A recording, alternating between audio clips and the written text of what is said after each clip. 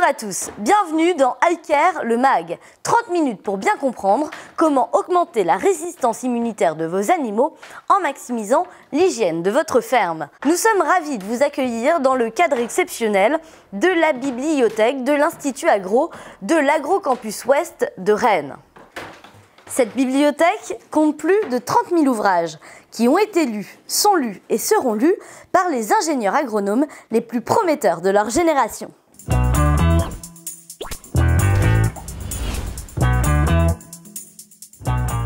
Nous allons tout de suite rejoindre Alice Lecoat. Bonjour Alice. Bonjour Gélène. Vous êtes référente iCare France. On est aujourd'hui dans iCare le MAG. Concrètement, qu'est-ce qu'iCare ? Alors, iCare, c'est une méthode de gestion de l'hygiène qui a été développée par la société Shippers il y a maintenant plus de 5 ans pour les productions porcines, avicoles et laitières. Pourquoi cette méthode iCare a-t-elle été développée ? Alors, des recherches récentes ont montré qu'en 2050, plus de 10 millions de personnes décéderont du fait d'une antibiorésistance. Or, 80% de ces molécules sont actuellement utilisées en élevage. En réduisant cette utilisation, nous pouvons préserver la santé de nos familles, nos amis, nos enfants. La solution est l'hygiène pour réduire la consommation d'antibiotiques en élevage. Et concrètement, comment ça se traduit ?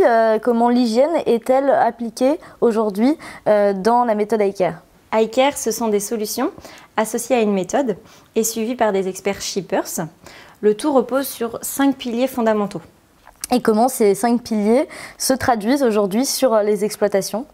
Donc, les éleveurs privilégient le bien-être de leurs animaux et donc nous, on les accompagne avec un support nutritionnel et le traitement de l'eau. En parallèle, on met aussi l'accent sur l'hygiène du bâtiment et on se concentre sur le revêtement des surfaces, la régulation des bioagresseurs ainsi que le nettoyage et la désinfection. Et qu'est-ce que les éleveurs y gagnent ? Notre retour sur expérience prouve que les éleveurs gagnent en confort de travail et sur les performances zootechniques et économiques. Et aujourd'hui, combien d'exploitations sont déjà équipées avec cette méthode iCare ? Aujourd'hui, il y a 25 exploitations qui suivent la méthode iCare dans sa globalité.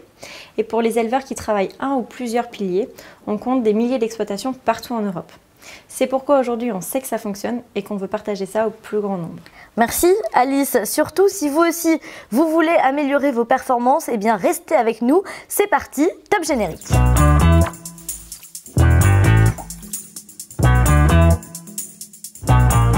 Toute la semaine, nous vous présentons des cas concrets afin de mieux maîtriser votre environnement et donc d'obtenir de meilleurs résultats zootechniques. Aujourd'hui, on vous propose de se concentrer sur les pieds de vache avec nos 2 experts. Bonjour Catherine Lutz, vous êtes vétérinaire reconnue dans votre profession. Bonjour. Et bonjour Rico Janssen, vous êtes avec nous en direct des Pays-Bas. Vous êtes spécialiste du pied pour la société Shippers. Bonjour à vous. Bonjour. Et on va commencer ensemble justement, Rico. Aujourd'hui, pourquoi la santé des ongles est-elle si importante en élevage laitier ? Oui, pour moi, la santé du pied est centrale. Peu ou pas de douleur, à part du plaisir. Pour la vache, bien sûr, durée de vie, le bien-être et la performance. Pour l'éleveur voix, sa structure, mieux travail, meilleur résultat et bien sûr aussi le plaisir de travail. Ok, alors comment travailler aujourd'hui pour s'assurer des ongles en bonne santé ? Pour atteindre cet objectif, il faut garder tête que la santé du pied est multifactorielle et repose sur le confort de vache, un milieu vie pauvre en germes, apport nutriments en bon moment, un confort de travail. On va, si vous le voulez bien, rejoindre Catherine Lutz, qui est aussi avec nous à distance en visio. Et on va se concentrer aujourd'hui sur 2 maladies qui sont fortement répandues, la dermatite digitée, la dermatite interdigitée. Est-ce que vous pouvez nous en dire plus sur ces 2 maladies ? Oui, bien sûr. Donc, la dermatite digitale ou maladie de Mortellaro, elle a été découverte en 1979 en Italie. Donc, ça fait déjà un sacré nombre d'années. Donc, c'est une infection de la peau du pied au-dessus du talon ou parfois même entre les ongles. Donc, c'est une ulcération, c'est-à-dire que c'est une lésion où la peau, elle est rouge et enflée et ça fait très mal. Classiquement, elle a la taille d'une pièce de 2 € et elle est recouverte d'une couche de débris de peau et elle a un bord à long poil. Donc, quand on enlève cette couche de débris de peau, on voit une surface rouge très douloureuse. Donc, parfois, on la trouve aussi sur une limace, entre les ongles. Ensuite, on a différents stades. Donc, on a un stade aigu, qui est en général le stade M1, qui est une lésion simple rouge inférieure à 2 cm. On a une lésion M2, qui est une lésion simple rouge, mais supérieure à 2 cm. Donc, les deux stades sont liés à de la douleur. Et il y a beaucoup de bactéries dans cette zone. Ensuite, le stade M3, on a des lésions qui sont en voie de guérison, qui sont rouges, mais qui ont déjà une croûte. Très difficile à observer en pratique. C'est quelque chose qui est plutôt un stade scientifique. Ensuite, le stade M4, c'est la lésion chronique. Donc, comme l'éleveur connaît, c'est-à-dire il y a beaucoup de poils, beaucoup de peau qui a bourgeonné et parfois, elle fait même plus mal. Hein, c'est souvent pas douloureux. Et le M4.1, c'est un stade chronique, en fait, qui est en train de se réactiver et qui redevient une M1. Donc ça, c'est une lésion qui a l'aspect de la lésion chronique avec plein de peau qui a bourgeonné, mais en fait, elle fait déjà un petit peu mal. Ensuite, cette maladie touche toutes les vaches, qu'elles soient en stabulation, en air paillé, en logette, et même en pâturage, on en voit, et on voit même actuellement des vaches allaitantes. Donc, dans tous les cas, peu importe le stade où elle est, elle va être très douloureuse et elle peut toucher toutes les vaches, peu importe leur environnement. Mais du coup, Catherine, quelles sont les origines de la maladie? Donc, l'origine de cette maladie, c'est en fait des bactéries qui travaillent ensemble. Donc, on a Fusobacterium et Dichelobacter, qui sont des bactéries de l'humidité, qui sont présentes naturellement dans l'environnement d'une vache et qui, en fait, vont aller sur la peau du pied, vont fragiliser l'épiderme et ensuite vont permettre au tréponème, donc là, il y en a plein de sortes, qui, en fait, vont se visser à l'intérieur de la peau. Et c'est là qu'on a vraiment des cas de dermatite digitale. Ensuite, donc, il faut aussi que ces bactéries soient combinées à un problème d'hygiène. Donc, par exemple, l'humidité, la bouse qui colle sur le pied, c'est ça qui va donner en fait le milieu idéal pour les tréponèmes pour se développer et pour Fusobacterium et Dichelobacter, puisque ces trois bactéries sont en fait des bactéries qui ont besoin d'un milieu anaérobie pour se développer. Et ensuite, comme cette peau, elle va être attaquée par ces bactéries, il y a du sébum et des cellules de la peau qui en fait vont pourrir et vont rester dessus. Et donc ça, c'est cette couche qu'on arrive à enlever, que l'éleveur a l'habitude d'enlever en fait en se disant « Ouh là là, elle a mal en dessous ». Quoi. Voilà. Donc ça, c'est les deux composantes qui sont nécessaires pour avoir le développement de cette maladie. Et quelles en sont les conséquences ? Donc, les conséquences de ces lésions, c'est qu'on voit quelque chose, on voit la lésion, on voit la zone rouge et enflée, on voit la douleur, mais on ne voit pas en fait que microscopiquement, on a un épiderme qui est fragilisé, qui est cassé par les bactéries, tout au fond, même en dessous de la couche supérieure de la peau, puisque les tréponèmes se vissent bien au fond de la peau.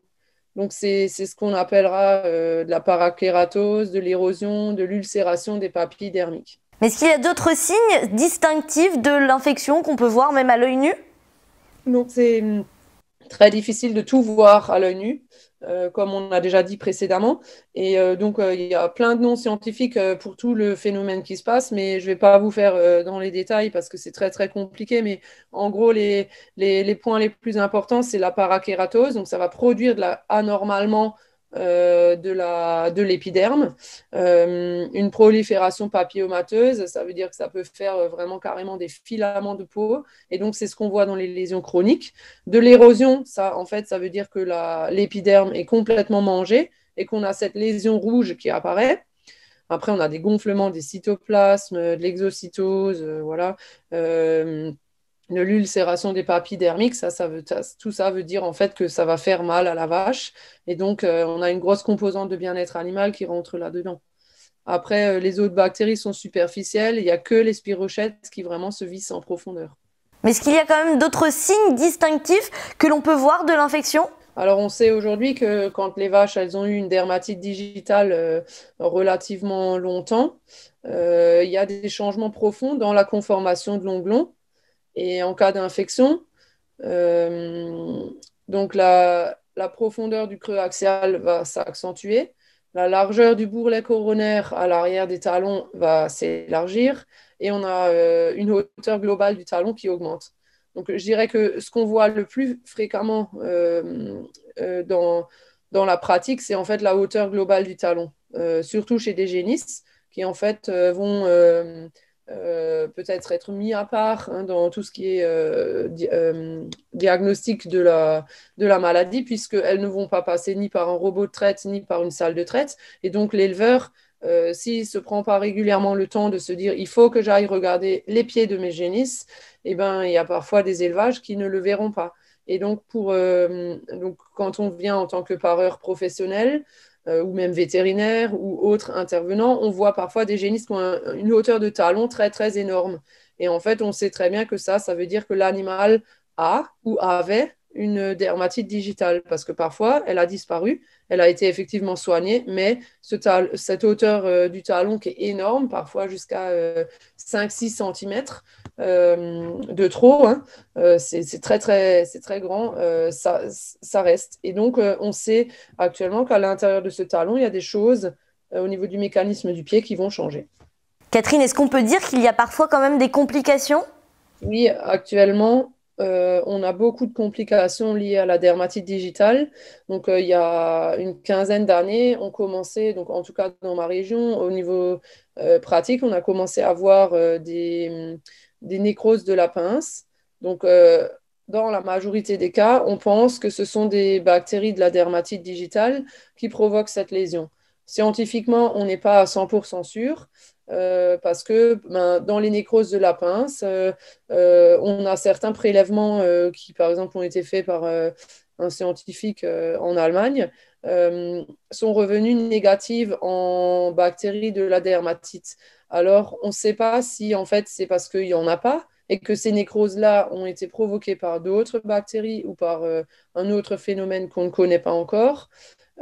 Ou bien est-ce que c'est parce que ces bactéries, ces tréponèmes, sont très, très, très difficiles à cultiver dans un laboratoire.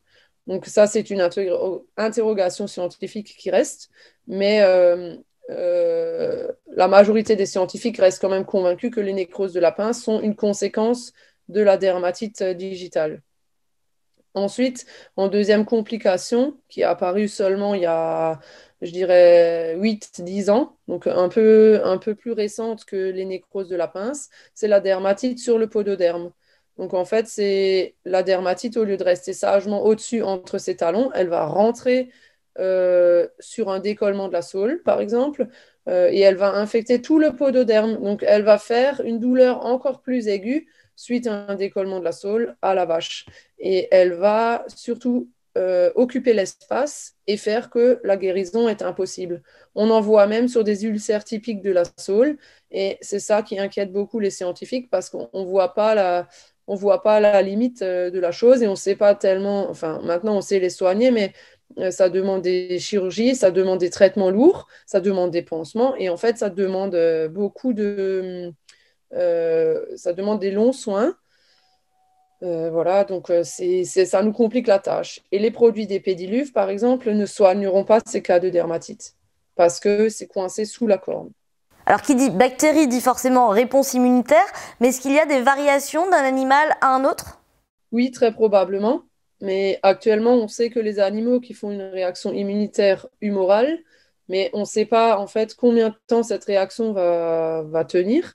On ne sait pas non plus quelle est l'intensité de cette réaction. Ça veut dire, est-ce que vraiment elle fait une immunité hyper forte ou est-ce qu'elles font des immunités seulement faibles?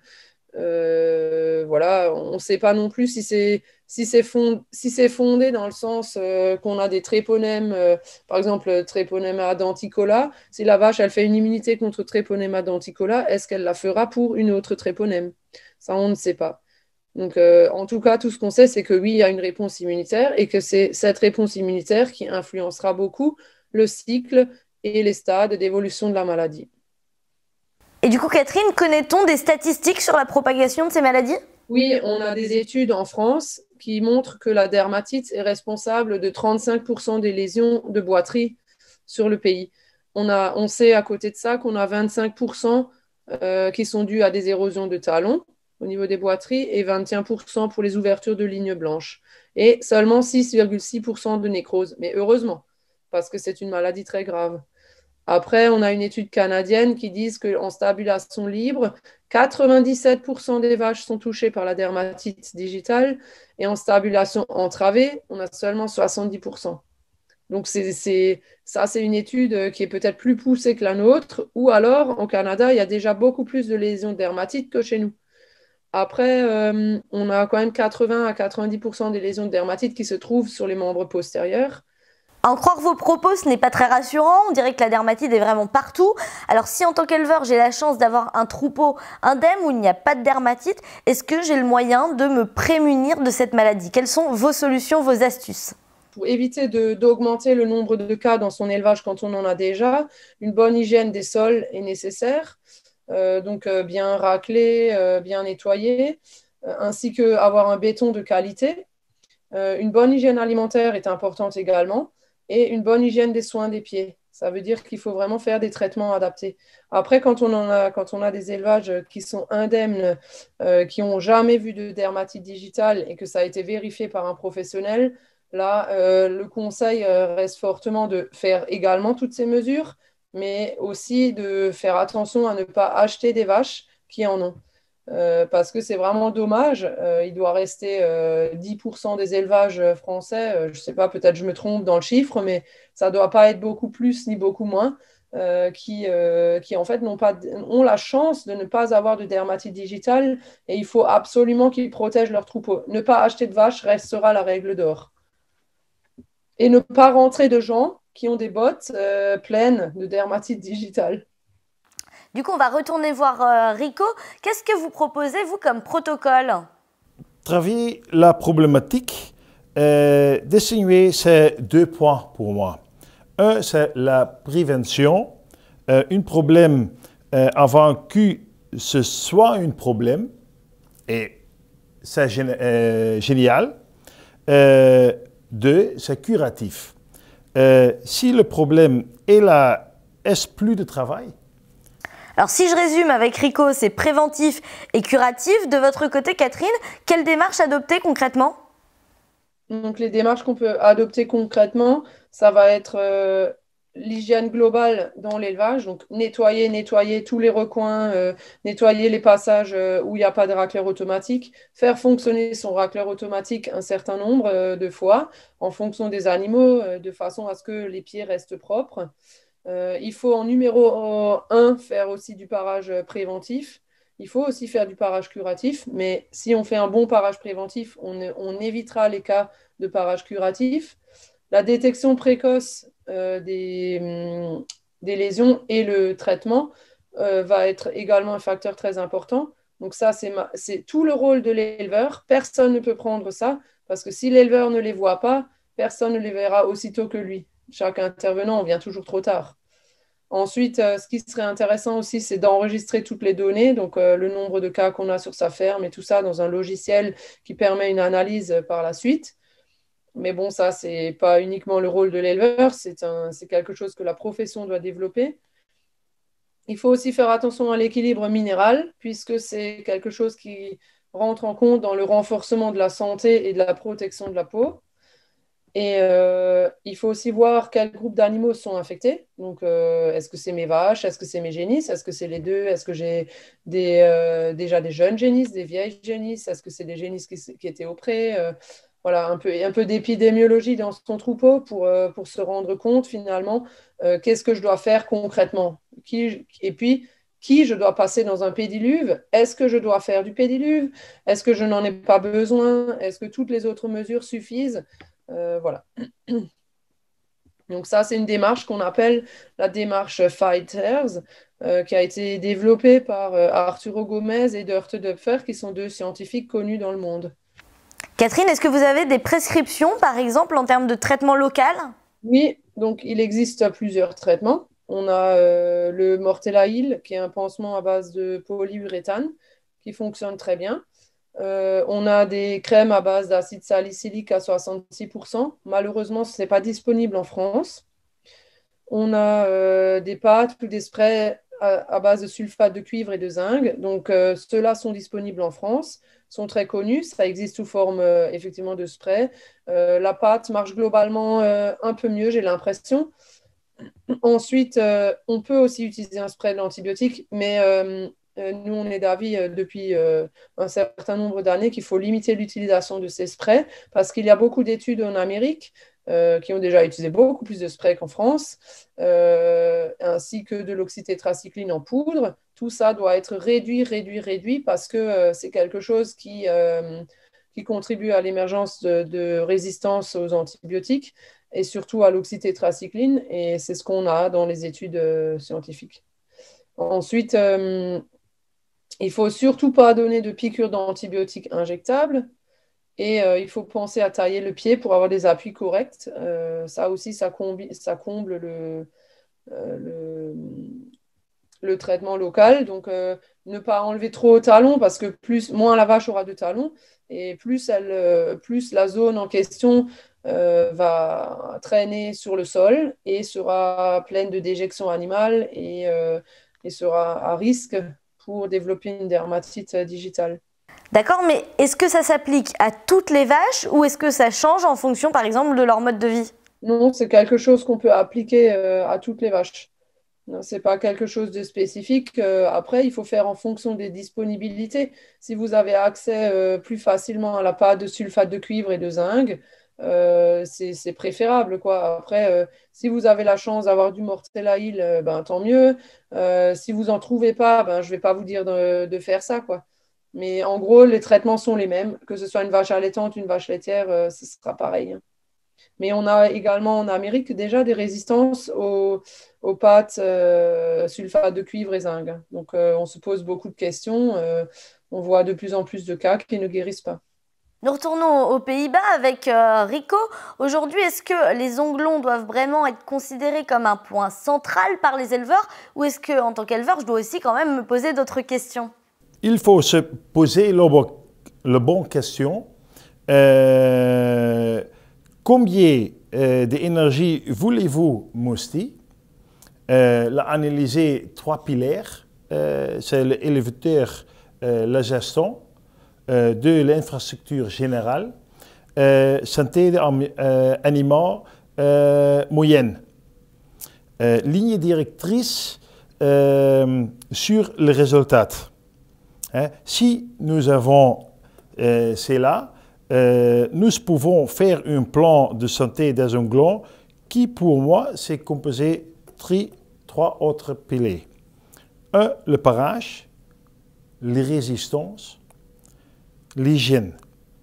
Et avec l'hygiène, beaucoup de maladies, c'est l'hygiène.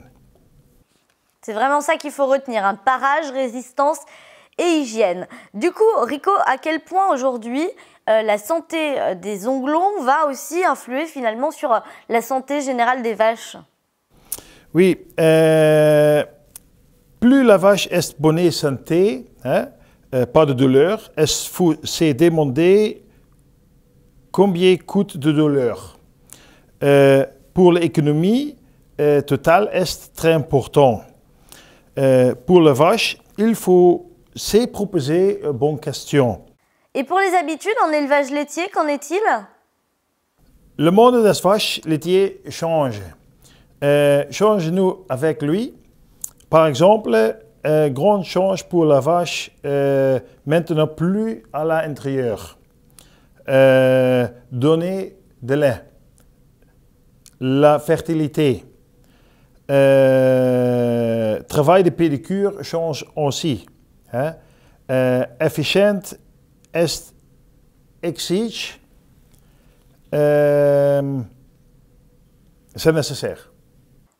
Et oui, forcément, hein, pour qu'un élevage aujourd'hui soit efficace, il faut forcément bien prendre en compte cette bonne santé des ongulants. En gros, si je résume, plus ça va être structuré, plus ça va être efficace, notamment par exemple en nombre d'heures travaillées. Et forcément, eh bien, le fermier obtiendra de meilleurs résultats. Justement, globalement, si on résume, puisqu'on va bientôt conclure cette émission, Rico, qu'est-ce qu'il a à gagner, le fermier, à vraiment s'engager et à surtout investir pour la bonne santé des ongulants de ses vaches? Plus de repos et plaisir avec le travail, bien sûr, hein, au fur et à mesure que vous allez votre propre lieu de travail, il y a un plus de confort et plaisir pour vous et l'animal. Eh bien, on va conclure là-dessus. Investir dans les pieds de vos vaches, c'est primo plus de confort de travail et deuxièmement, plus de plaisir à travailler. Merci beaucoup Rico d'avoir été avec nous. Merci Jolène, au revoir. Au revoir, merci également à Catherine Lutz de nous avoir accompagnés. Merci à vous de m'avoir sollicité. Pour vous qui nous avez suivis, n'hésitez pas à poser vos questions aux experts de chez Shippers. Ils sont là pour y répondre et surtout, même pour venir chez vous directement faire un diagnostic afin d'analyser vos problématiques de manière précise. Merci d'avoir suivi iCare le Mag. N'oubliez pas, une bonne hygiène améliorera vos performances.